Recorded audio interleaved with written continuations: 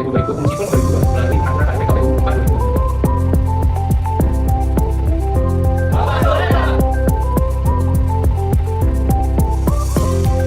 Kalau hukumnya digunakan betul itu kita memberikan di Bawaslu. Sudah dan juga internet seperti itu. Terus juga pendekatan ini itu juga paling fakta.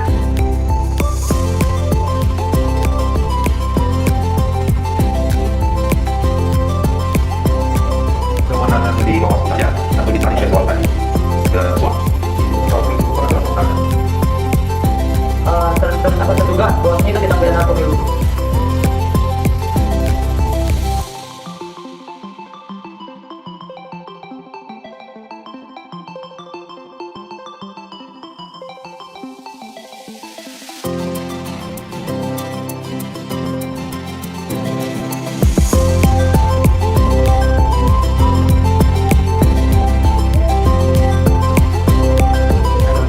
Itu justru yang tidak harus selesai karena kan tindak pidana begitu banyak kasusnya.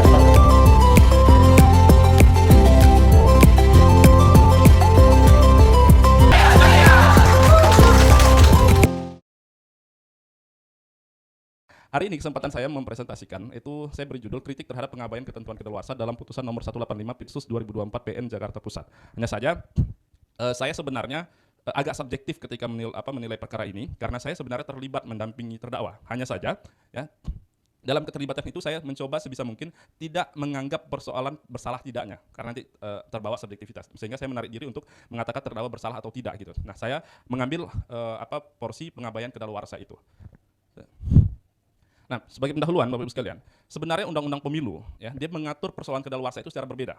Spesifiknya sebenarnya tidak ada kata kedaluarsa di dalam Undang-Undang Pemilu, baik di dalam Perbawaslu juga. Hanya saja dalam prakteknya, ketentuan hari di dalam Undang-Undang Pemilu itu dijadikan sebagai kedaluarsa dalam persoalan pemilu. Artinya ketika ya hari itu dilampaui, maka biasanya laporan akan ditolak atau dihentikan dan sebagainya. Bahkan ketika suatu perkara masuk ke pengadilan dan kemudian putusan MK telah menyatakan misalnya bahwa si A menang, pengadilan harusnya sudah berhenti sebelum ada putusan MK tersebut karena dianggap sebagai daluarsa. Ya, kalau biasa kita sering sebutnya daluarsa gitu ya, tapi sebenarnya istilah yang bakunya adalah kedaluarsa. Nah, hanya saja di dalam putusan ini ya terdapat semacam pengabaian kedaluarsa itu khususnya terhadap terdakwa 4 dan terdakwa 7. Kenapa? Karena dua orang ini yang menyatakan ataupun mengeksepsi dakwaan jaksa itu dan menganggap bahwa perkara ini sudah daluarsa. Cuma menariknya adalah yang 4 itu dia daluarsa untuk pasal 545 di mana pelanggarannya itu sebenarnya adalah penambahan DPT. Untuk terdakwa 7 dia menganggap daluarsa karena sebenarnya dia sudah mundur ya dari tugas dia sebagai PPLN di Kuala Lumpur dan kasus yang dijadikan temuan itu adalah kasus DPT sedangkan dia sudah mundur di DPS HP. Artinya sebenarnya dia nggak terlibat sama sekali dalam konteks itu. Nah cuman entah bagaimana hakim kemudian malah memilih pasal 544 yang notabene adalah pemalsuan data pemilih yang ada bantahan di dalamnya tapi mengabaikan pasal 545 yang ke-6 terdakwa terlibat di dalamnya tanpa bantahan. Nah, cuma bantahan yang di terdakwa 4 tadi itu cuma persoalan kedaluarsa. Tapi untuk substansi pelanggaran 545 itu nggak ada bantahan. Tapi kalau 544 ada bantahan baik dari terdakwa-terdakwa lain maupun dari terdakwa 7 secara spesifik sebagai suatu pelanggaran. Kenapa? Karena memang DPS HP DPS itu tidak dijadikan temuan oleh Bawaslu ataupun Panwaslu luar negeri kala itu. Sehingga ini menjadi latar belakang saya bagaimana sebenarnya ketentuan kedaluarsa di dalam sebenarnya ya. Bagaimana sebenarnya ketentuan kedaluarsa dalam Undang-Undang Pemilu diatur ya, dan apakah penerapannya dalam putusan nomor 185 itu telah tepat, telah sesuai dengan Undang-Undang Pemilu atau seperti apa gitu. Kemudian hasil. Ya. Untuk menjawab itu ya tentu sebagai orang hukum saya menggunakan penelitian hukum ya. Saya agak agak lebih sepakat dengan Prof. Peter Mahmud Marzuki yang mengatakan bahwa namanya penelitian hukum itu sebenarnya normatif gitu. Walaupun ada juga mazhab yang mengatakan ada klasifikasi, ada empirik dan normatif gitu. Tapi saya ya kalau empirik ya sebut saya sosiolegal misalnya gitu kan, tanpa mengatakan itu adalah penelitian hukum. Karena memang dalam praktiknya ketika penelitian empirik itu dibawa ke meja sidang, seringkali mahasiswa nggak bisa jawab sebenarnya di mana letak hukumnya gitu. Karena yang ditanya kenapa seseorang melakukan kejahatan, ya, itu kan bukan pertanyaan hukum gitu, itu pertanyaan kriminologi sebenarnya. Makanya saya kemudian, ya oke saya orang hukum, saya lebih sependapat dengan ini, kemudian saya menggunakan penelitian hukum dalam perspektifnya Peter Mahmud Marzuki. Nah dalam konteks itu pendekatannya perundang-undangan dan pendekatan kasus dan kemudian analisis yang saya lakukan deskriptif preskriptif. Jadi saya menilai putusan itu nanti di ujung apakah telah sesuai dengan undang-undang pemilu atau tidak. Next. Lanjut cepat dikit. Oke. Nah, pertama pengaturan kedaluarsa dalam undang-undang pemilu. Ini sebagai gambaran aja dari sekalian atau Bapak-bapak sekalian ya, bahwa penanganan pelanggaran dalam pemilu itu sebenarnya meliputi dua hal. Lanjut saja dulu. Ya. Itu belakang. Oke. Ada dua hal, ada pintu pertama yang disebut dengan penanganan pelanggaran dan ada pintu kedua yang disebut dengan penindakan tindak pidana pemilu. Dulu, dua pintu ini terpisah. Artinya kalau orang menganggap bahwa suatu perbuatan merupakan tindak pidana pemilu, dia bisa langsung ke sentra Gakumdu. Tapi belakangan ini diubah. Bawaslu itu menjadi pintu pertama, yang otomatis kalau Anda mau masuk pintu kedua, Anda harus masuk pintu pertama dulu. Nah, disinilah kemudian menjadi menarik nanti bahwa di penanganan pelanggaran dia punya ketentuan hari. Di penindakan tindak pidana juga punya ketentuan hari. Sebagai contoh, di dalam penanganan pelanggaran, temuan atau laporan itu maksimal harus sudah dilaporkan atau sudah dinyatakan sebagai temuan itu 7 hari sejak diketahuinya perbuatan. Jadi bukan sejak terjadinya ya, tapi sejak diketahuinya perbuatan. Ini juga yang membedakan dia dengan KUHP. Sedangkan dalam KUHP, ya, daluarsa itu berhubungan dengan sejak kapan perbuatan dilakukan dan lama pidana ataupun hukuman yang diancam dalam pasal-pasal tersebut. Sebagai contoh misalnya, pidana 1 tahun ke bawah atau maksimal 1 tahun ke bawah itu daluarsanya 3 tahun. Jadi kalau orang melakukan tindak pidana dan ancaman pidananya hanya 1 tahun misalnya, nah itu 3 tahun kalau dia lari atau dia sembunyi, itu nggak boleh lagi diproses karena perkaranya sudah ada daluarsa. Nah, hal-hal semacam ini membedakan antara pemilu dengan tindak pidana pada umumnya. Jadi dengan kata lain saya mengatakan bahwa di dalam pemilu kedaluarsa itu meliputi 2 hal sebenarnya secara umum. Pertama, daluarsa dalam penanganan pelanggaran, dan kedua, kedaluarsa dalam konteks penanganan tindak pidana pemilu. Dalam konteks tindak pidana pemilu itu artinya dimulai sejak dilimpahkannya perkara ke kepolisian. Nah, di sana 1 kali 24 jam setelah dinyatakan oleh Bawaslu itu adalah tindak pidana pemilu, 1 kali 24 jam tidak diserahkan, itu juga daluarsa. Nah, gitu. Jadi kalau itu diserahkan, baru nanti di kepolisiannya itu 7 hari plus 7 hari, 14 hari lagi penyidikannya. Nanti di kejaksaan ada diberi waktu 5 hari. Nah, waktu-waktu ini dianggap sebagai daluarsa dan prakteknya memang dianggap sebagai daluarsa dalam undang-undang dalam penegakan ataupun penanganan tindak pidana pemilu. Lanjut. Nah, hanya saja dalam penerapannya, ya ini menariknya adalah dalam penerapannya, eksepsi terdakwa 4 dibantah oleh jaksa, ya, dengan mengacu kepada hari tersebut. Artinya, terdakwa 4 kan mempersoalkan bahwa ini sudah lampau 14 hari penyidikan. Tapi jaksa membalasnya dengan enggak, masih 14 hari. Tapi hari yang mereka gunakan atau jaksa gunakan adalah hari Malaysia. Cuma kesalahan advokat dari terdakwa 4 ini menurut saya adalah dia tidak mempersoalkan apa dasar hukum dari penggunaan hari di Malaysia dalam konteks pemilu.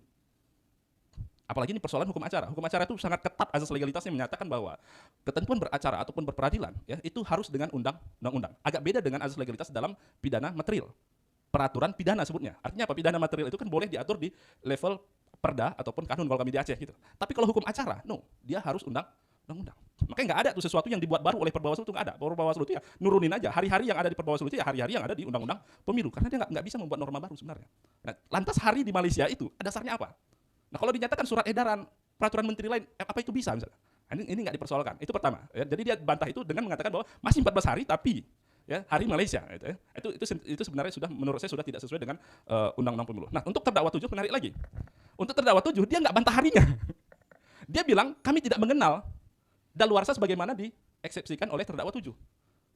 Ini agak lucu. Di terdakwa 4 dia membantah persoalan hari. Di terdakwa 7 karena memang ya seandainya dia bantah hari, memang jelas ya sudah lampau. Kenapa? Karena 5 bulan lebih setelah terdakwa 7 mundur dari PPLN baru perkaranya diusut dan tidak ada alasan mengatakan bahwa baru diketahui. Kenapa? Karena Bawaslu ataupun Panwaslu LN sejak ataupun di semua proses itu terlibat. Dan Panwaslu LN ya karena saya nggak minta izin ke beliau untuk menjadikan beliau sebagai salah satu narasumber, akhirnya saya nggak masukkan juga ke paper. Sebenarnya pernah juga diskusi ke saya bahwa Bang, ini sebenarnya kami tidak jadikan terdakwa 7 sebagai terdakwa ataupun kami tidak jadikan kasus terdakwa 7 ini masuk dalam perkara ini karena temuan kami itu ya DPT POS. Pemalsuan penambahan data di DPT POS. Dan memang respon terhadap pelanggaran itu, kalau Bapak Ibu sekalian ikut perkembangan, adalah pemilihan ulang PSU. Kalau persoalannya adalah daftar pemilih sementara, harusnya kan yang dilakukan perbaikan data pemilih terlebih dahulu, tapi ini enggak. Yang dilakukan adalah PSU. Artinya pada data pemilih sebenarnya tidak ada persoalan. Walaupun memang dalam konteks itu ada pelanggaran administratif yang dilakukan. Nah, curiga saya, kenapa ini saya bilang pengabaian kedaluarsa ini untuk mengakali. Karena kalau misalnya digunakan pasal 545, terdakwa 7 mau nggak mau harus dikeluarkan. Karena kedaluarsa. Nah, dikeluarkan terdakwa 7 dalam konteks hukum acara mengakibatkan dakwaan jaksa harus dibatalkan keseluruhan karena masuk ke dalam satu surat dakwaan.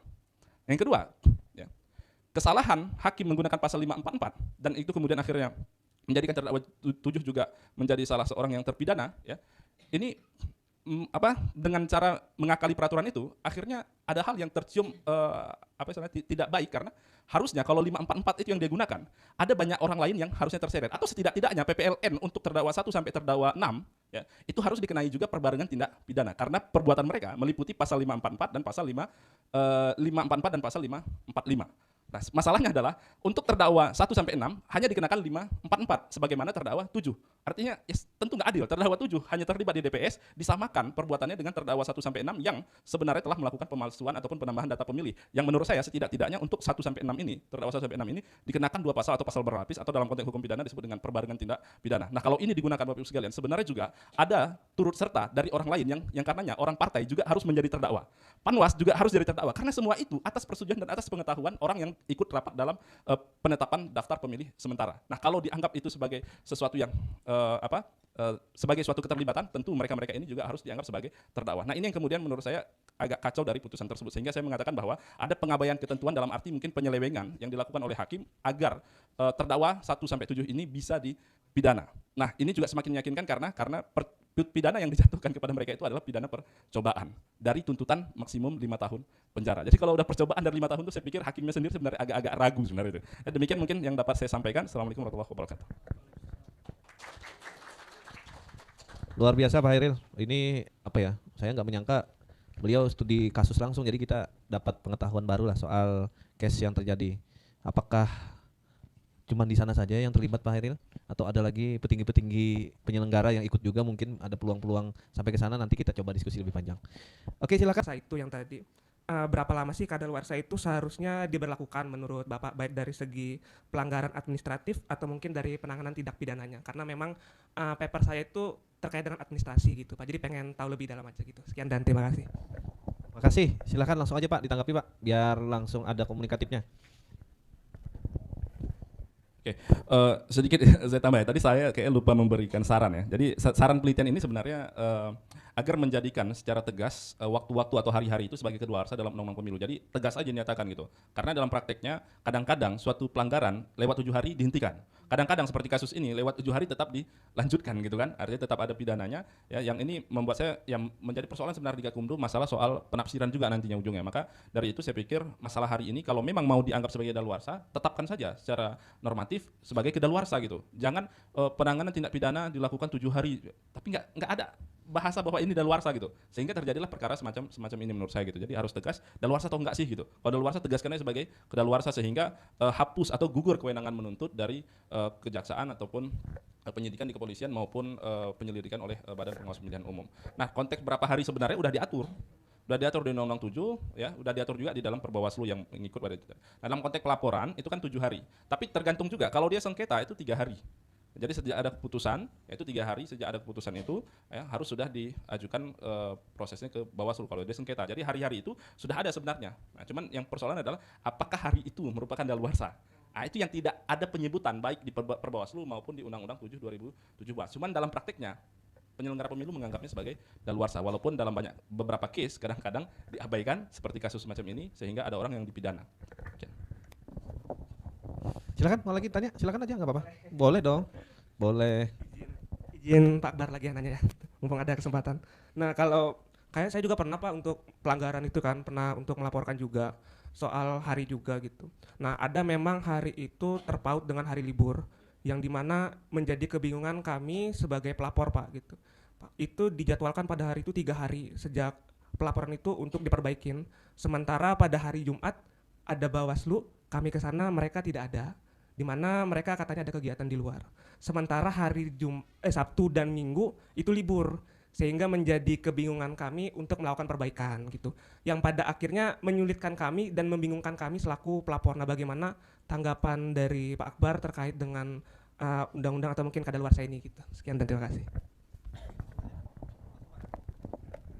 Ya, pada dasarnya nggak boleh ya, nggak boleh libur mereka, nggak boleh alasan ada kegiatan gitu. Tetap ada biasanya sekretariat yang menerima laporan dan bukan komisioner yang menerima laporan. Jadi kalau dibilang kantornya kosong, ya Bapak Ibu sekalian sebenarnya bisa jadikan ini perkara baru gitu kan. Ya bisa dianggap sebagai pelanggaran etik ya, tidak profesional gitu. Masa di hari kerja ada laporan yang tidak bisa diterima karena ada kegiatan gitu. Nah, itu masalah pembagian kerja itu harusnya sudah jelas di sana. Saya kebetulan dulu sebenarnya tim asistensi di Bawaslu Provinsi Aceh gitu kan. Jadi saya tahu persis bagaimana kalau ada kegiatan, kami pasti ada yang ditinggal di bagian penerima laporan itu pasti ada 1 atau 2 orang biasanya. Itu pasti ada. Nah, nanti kalau misalnya dia udah di sana, nanti ada kegiatan lain biasanya diganti. Nah, ini kan kemarin kamu nggak ikut, nah, akhirnya sekarang kamu ikut diganti dengan staf yang lain biasanya gitu. Jadi nggak mungkin alasan tidak ada orang itu bisa kita terima gitu sebagai orang awam, itu kita bisa malah jadikan itu perkara baru. Tapi memang tidak ada juga ketentuan bahwa kalau tidak ada orang di Bawaslu, apakah berlaku 3 hari itu gitu kan, ataupun berlaku 7 hari itu kalau untuk pelanggaran administrasi atau pelanggaran tindak pidana gitu. Itu nggak ada juga ketentuan kalau persoalannya tidak ada orang gitu. Tapi menurut saya ya nggak diatur seperti itu karena memang nggak ada alasan juga untuk tidak ada orang gitu. Jadi kalau ada case-nya tidak ada orang itu saya pikir agak aneh aja gitu kasusnya gitu. Ya, demikian Pak. Cukup? Oke, silakan lanjut. Ada yang mau tanya atau mau menanggapi? Silakan. Silakan, ada? Silakan. Ada lagi? Kayaknya sama pidana kan? Ada lagi? Oke, kalau nggak ada lagi saya langsung minta ke review kita Pak Dr. Jamal untuk kiranya menanggapi atau memberi insight. Silakan Pak Jamal.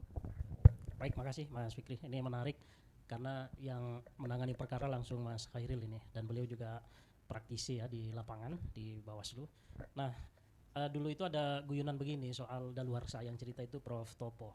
Di undang-undang sebelumnya itu kan dulu wajib tersangka itu harus hadir, jadi tidak memungkinkan untuk diadili secara absensia ya. Sekarang kan memungkinkan. Jadi dulu ada kejadian katanya di Kaltim, ada 2 orang pelaku money politik. Yang satu ini ngerti hukum, akhirnya dia lari gitu. Yang satu ini nggak ngerti hukum, dia manut-manut saja. Akhirnya singkat cerita, yang manut yang taat ini dihukum gitu. Yang lari ini malah lolos dari hukuman katanya. Sehingga beliau berkesimpulan pidana pemilu kita ini ingin menghukum orang yang justru taat hukum katanya. Karena justru yang kooperatif itu malah dia masuk penjara, yang lari itu malah bebas katanya. Nah, problem soal daluarsa ini memang menjadi masalah ya, karena ada banyak kasus-kasus pemilu yang pada akhirnya oleh Bawaslu, saya nggak tahu, mungkin karena keterbatasan waktu, sementara laporannya banyak, akhirnya terutama untuk konteks 2024 kemarin, karena saya kebetulan banyak terlibat dalam konteks pilpres, itu akhirnya dinyatakan ini tidak memenuhi syarat formil, tidak memenuhi syarat material begitu ya. Bayangan saya ini kayaknya Bawaslu ini udah luber masalah gitu ya. Ini kalau harus diinvestigasi ini kayaknya repot juga gitu ya. Nah, terlepas dari kasus yang spesifik yang disampaikan Mas Hairil tadi, saya ingin dapat pandangan. Saya berpikir begini Mas, mungkin nggak sih soal daluarsa itu dihapus dalam tindak pidana pemilu kita gitu. Karena ketika ada daluarsa dengan waktu yang sangat terbatas, ini kan pada akhirnya penyelesaian kasus tindak pidana khususnya dan pelanggaran pada umumnya dalam konteks pemilu itu tidak bisa diselesaikan secara substantif gitu ya. Orang bisa berakrobat melakukan pelanggaran-pelanggaran pemilu dengan asumsi ya paling nanti nggak cukup waktu untuk dilakukan investigasi. Belum lagi tadi kalau di Pemangalah 1 dan 2 kan menyampaikan bagaimana problematika koordinasi begitu ya, pemahaman yang mungkin belum satu ide, itu juga makan waktu. Sementara penanganannya itu dibatasi. Saya jadi berpikir mungkin nggak sih ini masa daluarsa itu diperpanjang sebagaimana pidana gitu ya. Nggak apa-apa nih pemilu terus berlanjut gitu ya, kasusnya juga terus berlanjut. Kalau pada akhirnya, terutama ini kalau konteksnya legislatif ya, kalau pilpres agak riskan ya, karena kenapa ada limitasi waktu itu kan biasanya seringkali dihubungkan dengan konteks ketatanegaraan, karena dalam waktu tertentu ini harus sudah terpilih nih siapa calon legislatif dan presiden kita gitu ya, sehingga ketika udah terpilih soal hukum ini harus sudah selesai. Jangan sampai presidennya dilantik besoknya di penjara gitu ya, karena terbukti gitu, itu kan problem gitu. Nah tapi kalau konteks legislatif menurut saya tidak terlalu problem, karena dia kan ada mekanisme PAW ya. Jadi kalau misalnya ada orang dia sudah dilantik terpilih tapi pada akhirnya kasusnya terbukti, ya sudah dia dipecat saja, nanti penggantinya adalah yang memperoleh suara terbanyak berikutnya begitu ya. Sehingga bayangan saya kalau daluarsanya itu mengikuti hukum pidana pada umumnya, dia yang lebih panjang, Bawaslu itu akan lebih punya keleluasaan untuk dia menginvestigasi itu, termasuk juga pelapor gitu ya. Karena pelapor itu kan tidak semua orang mau melapor ya. Karena saya beberapa kali tanya ke teman-teman Bawaslu, mereka kan bikin tuh soal pengawasan partisipatif gitu. Beberapa skripsi itu mahasiswa ada yang ngambil itu. Pada intinya nggak banyak tuh orang yang mau berpartisipasi untuk melapor. Setelah saya tanya kenapa, ribet Pak gitu. Ketika lapor dipanggil-panggil, padahal saya nggak punya kepentingan kan. Ini cuman ganggu saya kerja aja, harusnya kerja kantor saya dipanggil-panggil. Sementara saya nggak punya kepentingan untuk itu. Akhirnya sebagian orang ketika menemukan pelanggaran ya cuek aja lah gitu ya. Kecuali memang itu tim suksesnya yang menemukan pelanggaran, dia punya kepentingan dia lapor gitu ya. Nah mungkin nggak sih Mas dari sisi hukum pidana gitu ya, soal daluarsa terutama untuk konteks legislatif itu kita berlakukan agak lebih panjang gitu, sehingga pemilu kita ini betul-betul berintegritas dan berkualitas gitu ya. Saya yakin kalau penanganan pelanggaran dan juga soal pidana itu waktunya agak lebih lama, investigasinya itu akan lebih substantif gitu ya. Kalau cuma 7 hari itu gimana tuh, padahal hukum itu kan punya satu slogan, lebih baik melepaskan orang daripada menghukum kalau dia tidak yakin gitu ya, tidak yakin. Ya, bisa saja orang ini salah, tapi kalau buktinya tidak meyakinkan kan ya sudah lepas saja begitu ya.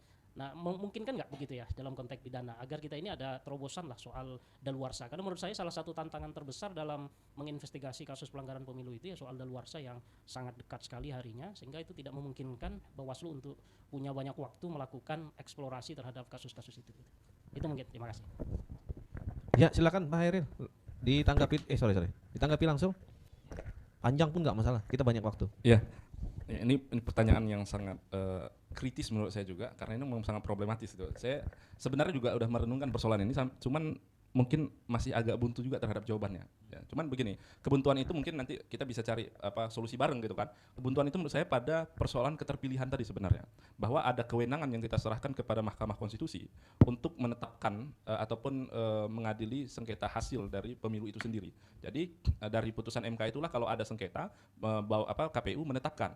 Nah, persoalannya adalah kita tidak memberi semacam satu mekanisme apakah memungkinkan peradilan lain membatalkan putusan MK itu. Sebagai contoh begini misalnya, oke, MK memenangkan caleg dari partai A misalnya gitu kan, atas sengketa hasil yang diajukan ke MK. Tapi ternyata caleg ini dalam prosesnya itu kan dilaporkan karena melakukan tindak pidana pemilu dalam kampanye misalnya gitu. Nah, begitu dia sudah ditetapkan MK, lantas di sana misalnya terjadi tindak pidana pemilu, pertanyaannya apakah putusan dari pengadilan negeri itu akan menegasikan putusan MK itu?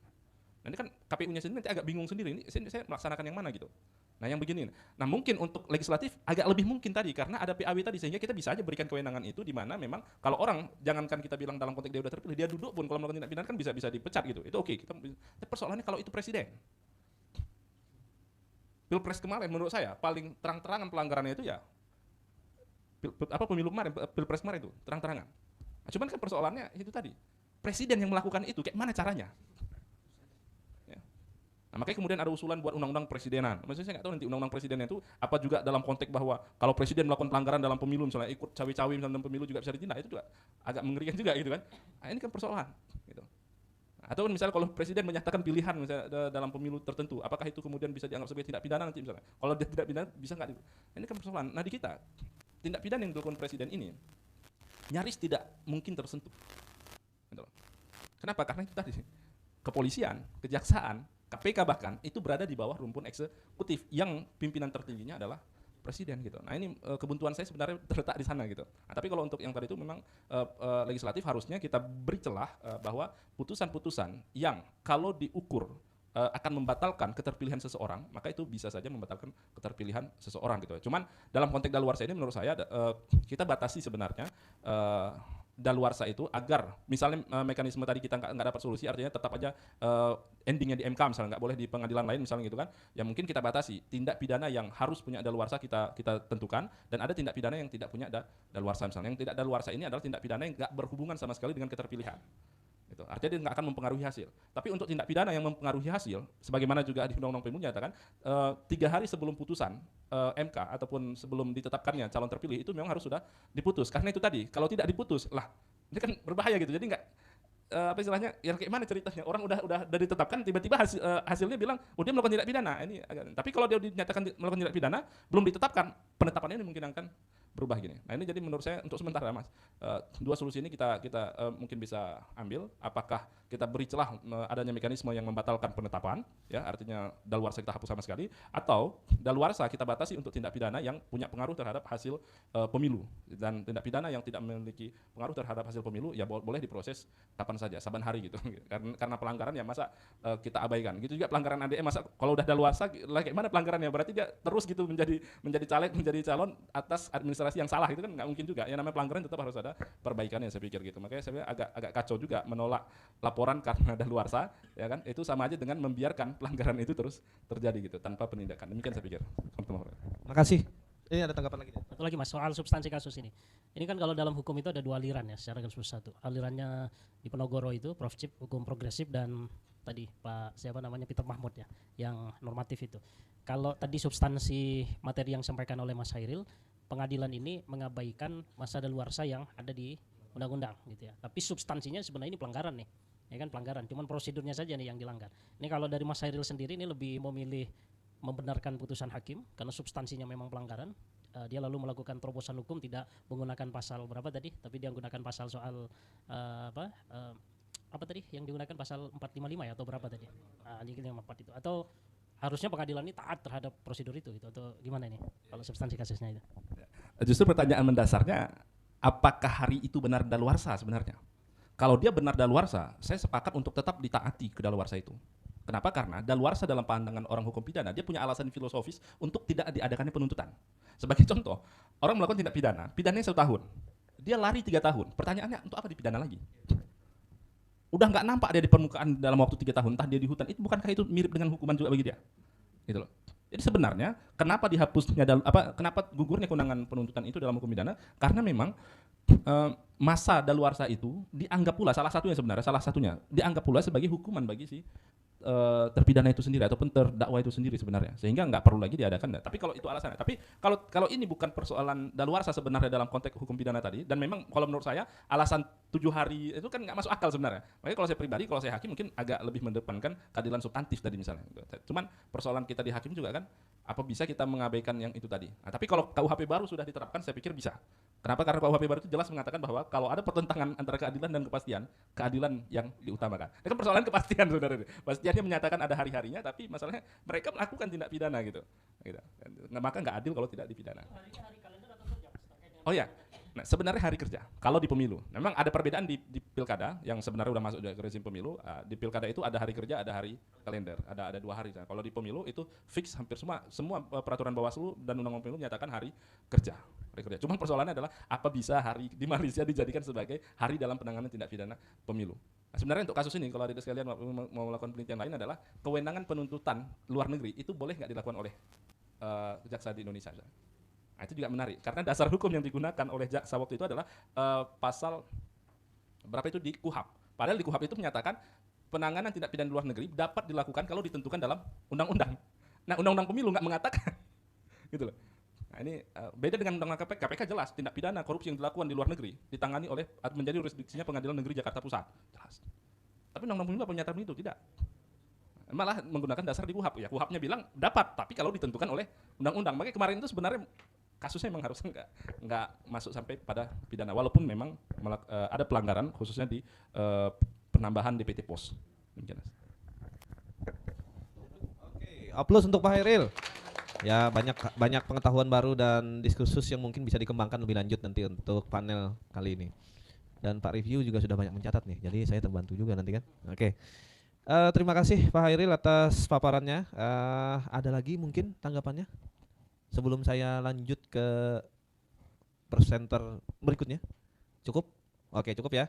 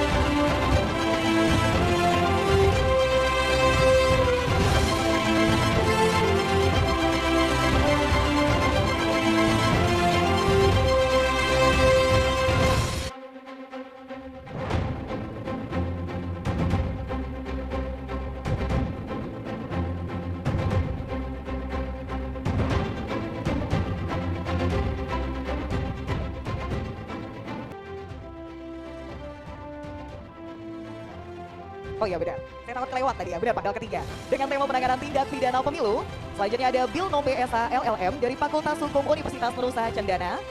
Ada Fidelia Baby Valentika SH dari Universitas Diponegoro. Kemudian ada Hairil Akbar SHIMH dari Universitas Syah Kuala. Selanjutnya ada Muhammad Nur Effendi dari Universitas Terbuka. Dan lanjut, Raihan Muhammad dari Fakultas Hukum Universitas Negeri Semarang. Rizky Maulana Syafi'i dari UIN Sunan Kalijaga. Selanjutnya masih di panel 3 ada Rosliadi Esos MAP dari Universitas Muhammadiyah Makassar. Dan ada Yaser Arafat SHMH dari Universitas Borneo Tarakan. Assalamualaikum warahmatullahi wabarakatuh. Saya merasa terhormat langsung mendengar petuah dari Prof. Jimli, yang dulu sebagai penstudi hukum kita ya cuma bisa akses bukunya. Jadi kalau dibilang nggak dibeli, saya pikir ya saya bisa buktikan itu di Shopee saya gitu. Jadi saya beli memang, apalagi buku terbaru itu terkait dengan hierarki norma yang beliau memberi semacam pelurusan sejarah tentang Hans Kelsen dan Hans Namiasky, dan kemudian menawarkan kita semestinya punya yang namanya hierarki formal dan hierarki substansial. Nah, dalam konteks itu Prof, hal menarik sebenarnya terjadi di Aceh, di mana pasca putusan MK sebenarnya kan Bawaslu yang mengawasi pemilu itu adalah Bawaslu yang mengawasi pilkada juga. Itu pasca putusan MK. Tapi lagi-lagi Aceh ini kan nggak mau gitu kalau hal-hal yang sudah diatur di undang-undang pemerintahannya itu diotak-atik. Nah, sehingga yang dilakukan oleh Aceh waktu itu adalah merubah kanun, di mana kanunnya mengatakan bahwa Bawaslu pilkada itu adalah panwasli yang sifatnya permanen. Jadi sebenarnya menurut kanun ada 2 permanen, tapi RI-nya nggak mau. Oke lah, jadi dibuatlah jalan solusinya, boleh panwasli pilkada dibentuk lagi, tapi ad hoc lah, kanunnya nggak diubah. Nah, dalam konteks ini kan Prof bilang bahwa kadang-kadang memang levelnya kanun atau perda itu enggak sama kadang-kadang dengan perda pada umumnya kalau dituangkan ataupun diperintahkan oleh undang-undang. Tapi persoalannya bagi saya rasanya aneh kalau putusan MK mengatur suatu atau membatalkan suatu norma yang mempermanenkan, yang ad hoc menjadi permanen, kurang lebih begitu, dan itu ada normanya di undang-undang lain ataupun di peraturan di bawahnya, tapi kemudian tidak diamini. Padahal sebenarnya di Aceh juga berlaku ketika misalnya calon perseorangan di Aceh itu sebenarnya dibatasi 1 kali, tapi giliran undang-undang pilkada diuji di MK menerima calon perseorangan, di mana calon perseorangan ini akhirnya menjadi sesuatu yang tidak sekali, tapi boleh berkali-kali. Nah, yang itu kan yang diuji bukan undang-undang pemerintah Aceh, tapi undang-undang pilkada, tapi Aceh ikut. Nah, ini anehnya tuh, tapi giliran undang-undang pilkada yang lain yang diuji, tapi menyangkut dengan kelembagaan pemilu di Aceh nggak mau ikut, kami pokoknya tetap panwasli yang kami rekrut sendiri. Akibatnya Prof, dengan keadaan-keadaan semacam ini, ya, saya pikir ada mungkin generasi-generasi Aceh yang mungkin nggak terlalu dekat dengan partai politik, terganjal ketika mau menjadi komisioner di Bawaslu di Provinsi Aceh. Gitu. Karena di sana ada beda cara rekrutmennya. Okay. Nah terakhir nih Pak, terkait dengan putusan DKPP. Menarik begini Prof, kita di pidana itu selain ada daluarsa terhadap tindak pidana Prof, ada daluarsa juga terhadap hukuman. Jadi hukuman itu nggak boleh sifatnya permanen, kecuali hukuman mati, memang mati orangnya gitu kan. Tapi kalau pencabutan hak dibatasi biasanya. Nah kalau DKPP, kita lihat kan semacam kalau sudah dipecat itu semacam dia nggak punya lagi kesempatan untuk mencalonkan diri, walaupun ada beberapa orang yang lolos, tapi lolos bukan karena dibolehkan, tapi lolos karena selamat dari verifikasi lah kurang lebih gitu, seperti kasus di Papua kalau saya nggak salah gitu. Demikian Prof, saya ingin penjelasannya sebenarnya desainnya itu seperti apa putusan DKPP itu Prof? Oke baik, nomor 1 saya tanyakan terlebih dahulu, Mas namanya siapa? Keseruan udah semangat dari tadi. Ya, saya Hairil Akbar Prof dari Aceh. Hairil ya, Akbar. Dari Aceh. Oke, baik. Nah, saya tampung dulu ya Prof. Untuk pertanyaan berikutnya. Sudah standby di sana dulu. Oke, Masnya udah siap. Abis itu baru Mbaknya ya. Biar ada suara perempuan dalam bertanya.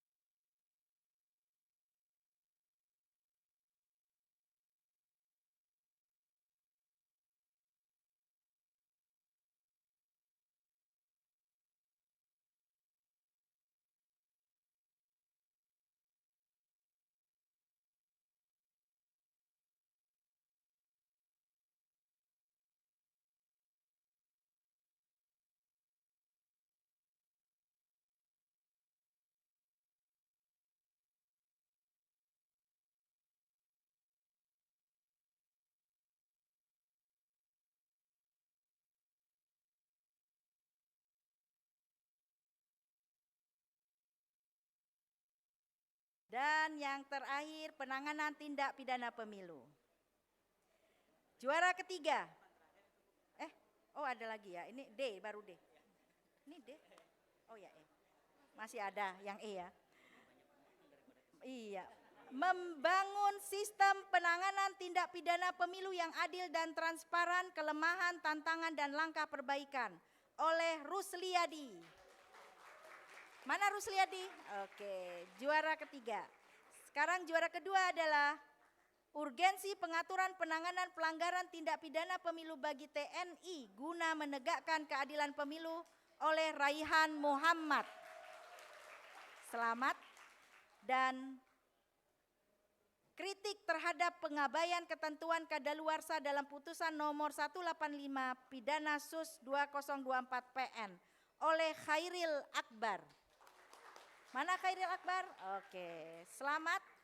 Dan presenter terbaik untuk topik D adalah tantangan Bawaslu dalam penanganan politik uang, kendala dan usulan perbaikan oleh Bill Nope.